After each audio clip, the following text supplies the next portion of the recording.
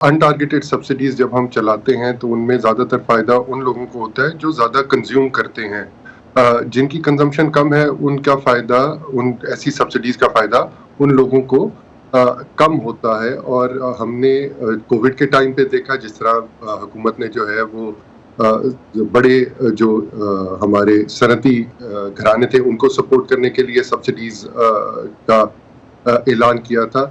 इसी तरह जिस तरह आपके पहले जो है वो प्रोग्राम में लोग कह रहे थे फर्टिलाइजर की सब्सिडी हो गई, इस तरह की सब्सिडीज में दोज जो ज़्यादा कंज्यूम करते हैं उनको ज़्यादा इन चीज़ों का फ़ायदा होता है। तो सब्सिडी के अलावा भी आप समझते हैं कोई ओवरऑल जो पॉलिसी, जिस तरह से वर्ल्ड बैंक का जो क्रिटिसिज्म आया, वर्ल्ड बैंक का जो पेपर आपकी नज़र से भी गुजरा होगा जो यूएनडीपी में पब्लिश हुआ कंट्री हेड का, उसमें टारगेटेड तो एज सच उन्होंने कुछ पॉइंट आउट नहीं की चीज़ें, लेकिन कुछ रेफरेंसेस उन्होंने ज़रूर दिए। उसमें गवर्नमेंट का बजट भी उसमें एक रेफरेंस पॉइंट बनता था। कहाँ तक आप समझते हैं कि ये प्रैक्टिकल है कि गवर्नमेंट अपना बजट कम कर सके या हुकूमती अखराजात कम कर सके? देखें असद इसमें तो बात बहुत क्लियर है। अगर आप पिछले 3-4 साल का जो है वो PSDP उठा के देखें जो हमारा पब्लिक सेक्टर डेवलपमेंट प्रोग्राम है, तो सबसे पहले जब कटौती होती है of any item in that budget वो PSDP की होती है, रादर देन ये कि हमारे जो रोज़मर्रा के अखराजात हैं हुकूमत चलाने के उनको हम कम करें। तो ये इसका इम्पैक्ट डायरेक्ट होता है मुआशी तरक्की के ऊपर, क्योंकि वो जो PSDP का हुकूमती जो है खर्चा है वो डेवलपमेंट के लिए इस्तेमाल होना है। जब हुकूमत उस PSDP को काटती है तो उससे जो ग्रोथ आनी है डेवलपमेंट सेक्टर पे स्पेंडिंग होनी है वो कम होती है। दूसरा इसमें मसला PSDP का बहुत बड़ा ये है कि जो प्रोजेक्ट हम करते हैं जो हुकूमती the government wants to undertake, उनका जो पीरियड है उसकी शुरू होने से तकमील तक वो बहुत लंबा है, तो उसका इम्पैक्ट जो आना है वो बहुत जो है वो लंबे अरसे के लिए रिसोर्सेज आपके लॉक इन कर लेता है। तो हुकूमती जो दो इफ आई कुड समराइज, दो जो अहम बातें हैं, एक कि आपका जो बहुत बड़ा हिस्सा है खर्च अखराजात का वो रोज़मर्रा के खर्च अखराजात के ऊपर जो है वो जा रहा है, और दूसरी चीज़ ये है कि हम जो डेवलपमेंट के नाम पे खर्चा कर भी रहे हैं वो इनएफिशिएंट है। तो आप अगर हम कुछ मखसूस पॉलिसीज़ और मखसूस सेक्टर्स की बात करें, कौन सी ऐसी स्पेसिफिक पॉलिसीज़ हैं जिनका कुछ स्पेसिफिक सेक्टर्स को फ़ायदा हुआ?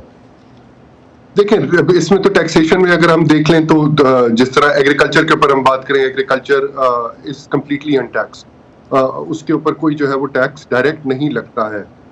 इसी तरह हम जो है वो अपने सर्विसेज सेक्टर को देख लें तो बड़े जो हमारे रिटेलर हैं, बड़ा जो सर्विस सेक्टर है including real estate, including construction, including retail और होलसेल, वो हम टैक्स की मद में उनको नहीं ला सके हैं। So these are implicit subsidies. जब आप उनको टैक्स नहीं करेंगे तो आप उसको सब्सिडाइज ही कर रहे हैं एक तरीके से।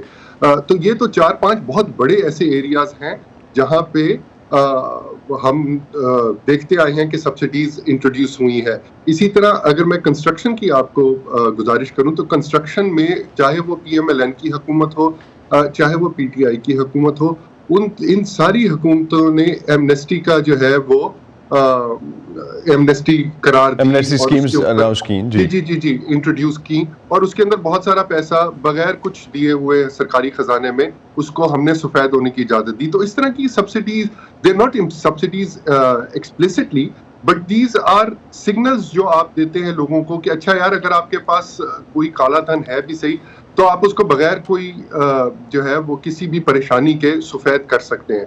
तो इन चीज़ों को देखते हुए उसको स्ट्रीमलाइन करना बहुत मुश्किल हो जाता है सिस्टम को। तो तैयब अगर हम रीजनल कंपैरिजन में देखते हैं तो कौन से मेजर डिफरेंसेस अगर हम देखना चाहें तो इंडिया और बांग्लादेश दोनों की हमने जो देखी मईशतें ग्रो करते हुए देखी। इंडिया ग्रो करता हुआ 5th लार्जेस्ट इकॉनमी बन गया, बांग्लादेश जो है वो भी 100-150 अरब ज़्यादा हो गया है इस वक्त पाकिस्तान के साइज़ ऑफ इकॉनमी से। क्या बेसिक डिफरेंस है उनकी पॉलिसीज़ में और पाकिस्तान की पॉलिसीज़ में? वहाँ कौन सी पॉलिसीज़ हैं जो बेहतर हैं?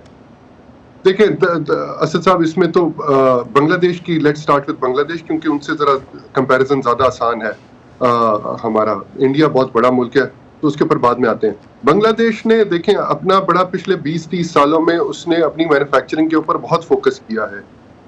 جو ویلیو ایڈڈ ٹیکسٹائل ہے اس کے اندر اگر آپ باہر تشریف لے جائیں, آپ بھی جاتے ہیں کسی اسٹور کے اندر جائیں تو آپ کو بہت زیادہ ویلیو ایڈڈ ٹیکسٹائل میں بنگلہ دیشی چیزیں نظر آتی ہیں. So they focused single mindedly on export led textile oriented growth. حالانکہ وہ کاٹن نہیں گرو کرتے, تو انہوں نے اس کو بہت زیادہ جو ہے وہ تقویت دی ہے اپنے مینوفیکچرنگ سیکٹر کو, جس کی وجہ سے آپ دیکھتے ہیں کہ بنگلہ دیش ہیز گرون کنسسٹنٹلی 6-6.5-7% کے اوپر. اب ہم انڈیا کے اوپر آ جاتے ہیں. انڈیا جو ہے اس نے آئی ٹی میں بہت زیادہ, اگرچہ ان کا مینوفیکچرنگ سیکٹر چین کے مقابلے میں, جو کہ دوسری بہت بڑی عالمی قوت ہے, اس کے مقابلے میں ان کا مینوفیکچرنگ سیکٹر قدرے کمزور ہے. لیکن اگر آپ سروسز دیکھیں, اور جن کو ہم ہائی ویلیو سروسز کہتے ہیں, مثلاً آئی ٹی, مثلاً بزنس پروسیس آؤٹ سورسنگ, مثلاً جو ہے سافٹ ویئر ہاؤسز, اس میں جو ہائی لیول ایکسپورٹیبل سروسز ہیں اس میں انڈیا نے بہت حد تک ایک اپنے آپ کو منوایا ہے, and those are things that they have been able to grow with. دوسری اس میں گزارش یہ ہے کہ انڈین حکومت یہ بھی سمجھ چکی ہے کہ مینوفیکچرنگ ضروری ہے, تو انہوں نے میڈ ان انڈیا کا بھی جو ہے ایک پروگرام لانچ کیا ہے, which has not really succeeded in the same way, but it's a step towards the right direction. ہمارا مسئلہ یہ ہے کہ ہم نے ابھی فی الحال as we've gone over the last 2 years import compression کی طرف ہم جو ہے وہ گئے ہیں, اور اس کی وجہ سے ہماری ایکسپورٹس نے بہت زیادہ سفر کی ہے. تو آپ کو ان ایریاز کے اوپر فوکس کرنا پڑے گا, اپنے ریجن سے یہ سیکھنا پڑے گا کہ وہ کون سی ایسی چیز ہیں جس میں وہ صحیح جا رہے ہیں, and we have to learn from them. اور last but not the least, political instability.